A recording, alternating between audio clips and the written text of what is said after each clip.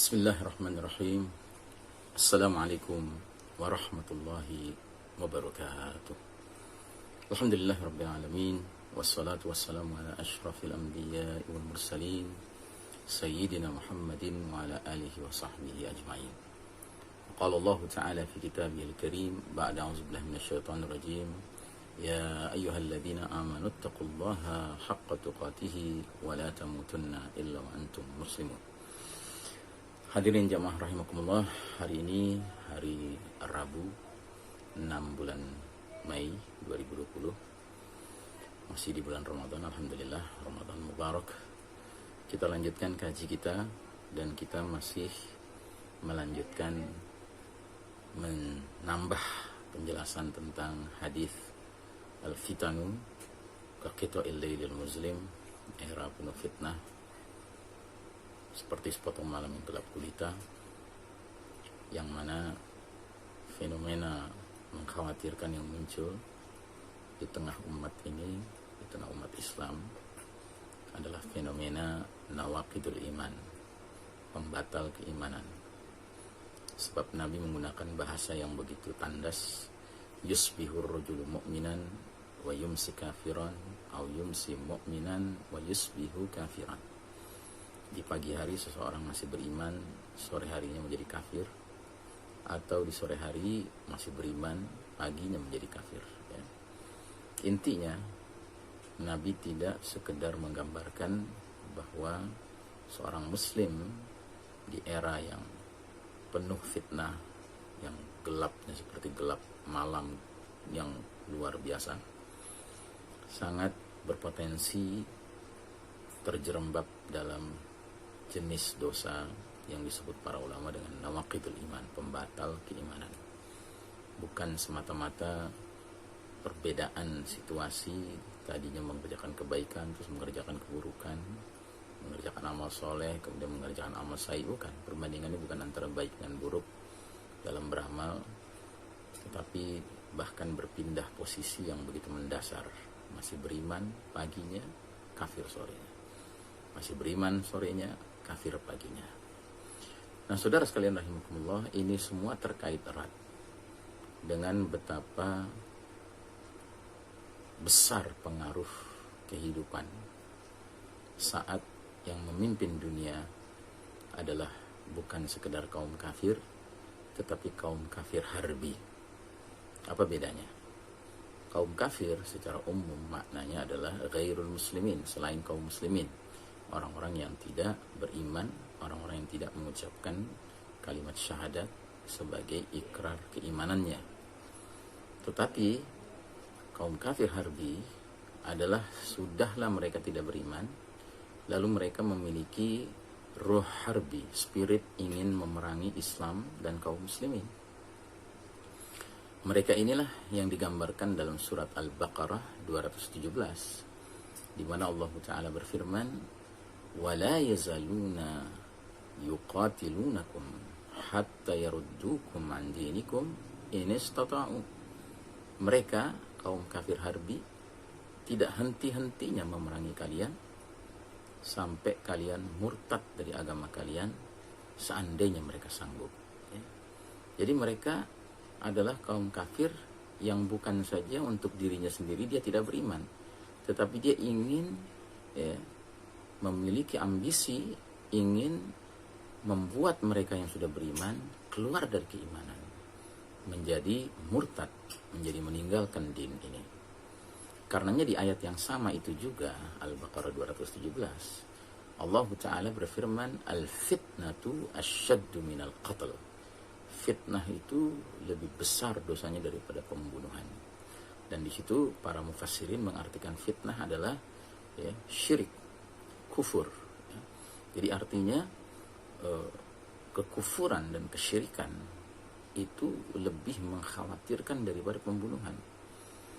Karena orang yang mati dalam kekufuran, mati dalam kesyirikan, mereka akan celaka selama-lamanya di akhirat, ya. Sementara orang yang terbunuh tapi dalam keadaan dia beriman, dia dalam keadaan berserah diri kepada Allah, bukan saja dia mendapatkan husnul khatimah, tapi dia berpeluang memperoleh mati yang paling mulia, yaitu mati syahid. Nah, orang-orang ini tidak menghendaki kaum beriman ya, meraih kejayaan di dunia dengan imannya, ya, bahkan tidak berkeinginan menyaksikan orang beriman itu mati dalam keistiqomahan imannya, yang berarti mati yang husnul khatimah. Ya. Nah, karenanya saudaraku rahimakumullah, ketika Allah Ta'ala menegakkan, memberlakukan sunnatut tadawul, sunnah bergiliran, di mana giliran kepemimpinan tadinya di tangan umat Islam atas dunia ini, kemudian sekitar hampir 100 tahun yang lalu Allah pindahkan kepemimpinan ini, gilirannya kepada kaum kafir, al-Yahud wan Nasara, bahkan kaum kafir harbi. Maka apa-apa yang mereka kerjakan, termasuk peradaban yang mereka rancang, yang mereka ingin dirikan, yang ingin mereka berlakukan, adalah peradaban yang penuh dosa, yang memurtadkan banyak orang-orang beriman. Na'udzubillah min dzalik. Karenanya sekali lagi kami peringatkan diri kami sendiri dan kita sama semua, betapa pentingnya kita memiliki ilmu tentang dosa-dosa nawaqidul iman, dosa-dosa pembatal keimanan. Kemarin kita sudah mengangkat salah satu contohnya adalah ideologi pluralisme. Ideologi yang sekarang benar-benar dipromosikan, dikampanyekan sedemikian rupa, sehingga tidak sedikit di antara umat Islam yang terracuni oleh ideologi ini, faham ini, sampai kemudian keluarlah ungkapan-ungkapan seperti semua agama sama, semua agama baik, ya, semua agama benar. Dan inilah ungkapan yang mereka inginkan, kaum kafir harbi itu. Sebab ungkapan seperti ini termasuk ungkapan yang kategorinya nawaqidul iman, membatalkan iman yang mengucapkannya. Nah, kita sekarang coba angkat contoh lain lagi. Salah satu contoh lain dari nawaqidul iman yang hari ini ditampilkan oleh sebagian kaum muslimin, dan mudah-mudahan kita termasuk yang dilindungi Allah dari terkena jenis nawaqidul iman ini, adalah memberikan loyalitas, wala, ya, dan ketaatan kepada kaum di luar orang-orang beriman. Ini termasuk nawaqidul iman. Dan lebih spesifik ayatnya bahkan menyebutkan menyerahkan loyalitas kepada kaum Yahudi dan Nasrani, yang memang sekarang secara realita dunia modern sedang memimpin dunia. Allah Ta'ala berfirman dalam surat Al-Ma'idah ayat 51, Ya ayyuhalladzina amanu la tattakhidhu al-yahuda wan nasara awliya. Hai orang-orang beriman, jangan kalian serahkan loyalitas kalian, walak kalian, ya, kepada kaum Yahudi dan Nasrani. Wa may yatawallahum minkum fa innahu minhum. Barang siapa menyerahkan loyalitasnya kepada kaum Yahudi Nasrani ini, maka sungguh dia telah menjadi golongan mereka, kata Allah. Artinya, ini kan yang sedang diserukan oleh Allah Ta'ala adalah ya ayyuhalladzina amanu, hai orang-orang beriman, kaum muslimin, ya. Tapi Allah mengatakan di dalam ayat ini suatu larangan, yaitu larangan menyerahkan loyalitas, kesetiaan, kepatuhan, ya, ketundukan kepada kaum Yahudi Nasrani. Dan Allah sampai menjelaskan kenapa Allah larang, karena ada konsekuensinya. Konsekuensinya apa?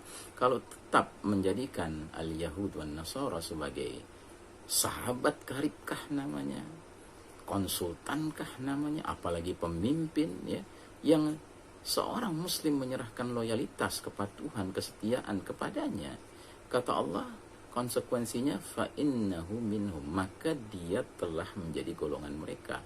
Dengan kata lain, Allah mencabut, ya, keanggotaannya di dalam tubuh kaum beriman, sementara mereka sudah diperlakukan, dinilai, ya, sebagai kaum yang sama dengan kaum Yahudi Nasrani, yang berarti apa? Berada di luar Islam. Karenanya ini termasuk nawaqidul iman. Dan hari ini adakah kaum muslimin yang demikian? Ya, tentunya ada.